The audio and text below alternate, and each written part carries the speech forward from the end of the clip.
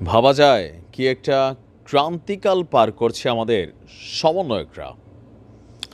শেখ হাসিনাকে বাংলাদেশ থেকে বিতাড়িত করার পর কারোর মধ্যে কিছু কিছু টেনশন, ভয়, দুশ্চিন্তা কাজ করছে। যেই মাত্রই আওয়ামী লীগের ফেসবুক পেজে এই খবরটা আসে যে শেখ হাসিনা ফিরবে, তো স্বাভাবিকভাবে সবচেয়ে বেশি ভয় আতঙ্ক কাজ করে সমন্বয়কদের মধ্যে।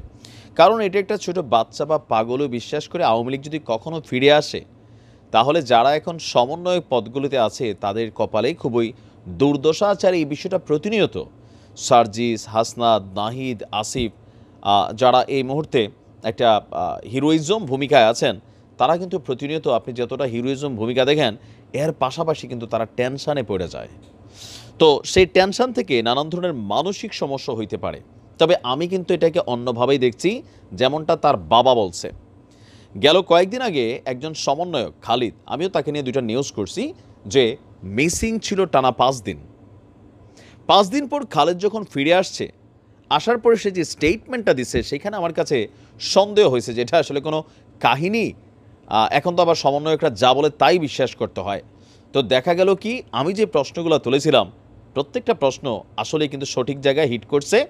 কারণ ঘটনার মধ্যে ঝোল ছিল। যে সৃষ্টিকুলের মধ্যে আল্লাহ রাব্বুল আলামিন একটা জাতি সৃষ্টি করেছিলেন, সেটা নাম হচ্ছে কি জিন জাতি।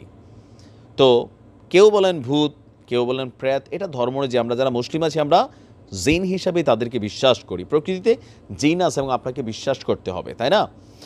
তো আমি আসলে দেখতে চাই না, আল্লাহ মাফ করুক, কখনো দেখতে চাই না আমাদের সমন্বয়ে খালিদকে জিনে আসর করছে। না না, এটা হাস্যকর কথা না, কথা কিন্তু সত্য। কারণ সমন্বয়ক খালিদের যে বক্তব্য ছিল, তখনই মনে হয়েছে এই মুহূর্তে সে চোখ খুলে দেখছে সুনামগঞ্জ, এই দেখছে পঞ্চগড়, এই দেখছে বরিশাল ক্ষেতের পাশে, তারপর কে আবার তারা গাড়িতে তুলে দিছে। ভাই, থানা পুলিশে কেন গেল না? এবার আসেন আসল ঘটনা। খালিদের নিখোঁজ থাকা 4 দিনের কোনো কিছুই সম্পূর্ণ মনে নেই বলে দাবি করেছেন তিনি। তবে আমাদের সমন্বয়ক কাদের বলছিল তাকে নাকি গুম করা হয়েছিল, সে ভয়ে কোনো কিছু বলতে পারতেছে না। কাদেরের কাছে এই কথা খালেদ বলছে।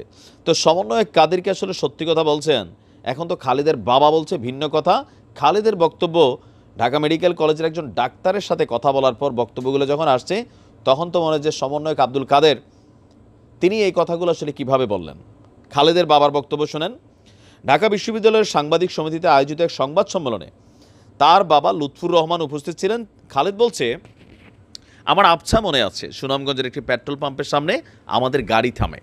এই সময় আমার সাথে 4 জন ছিল। পরে পঞ্চগড়ে গিয়ে গরুর মাংস দিয়ে ভাতও খেয়েছি, মনে আছে, কিন্তু কোনো কিছুই স্পষ্টভাবে খেয়াল করতে পারছি না। এরপর আমি নিজেকে বরিশাল খুঁজে পেয়েছি, সেখান থেকে বাসে উঠি, সায়দাবাদে নেমে হলে চলে আসি।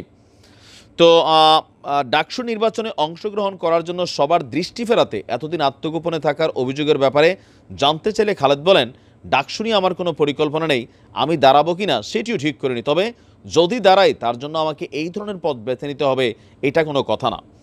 এ সময় খালেদের বাবার বক্তব্য যে তার ছেলের উপর জিনের আসর থাকতে পারে।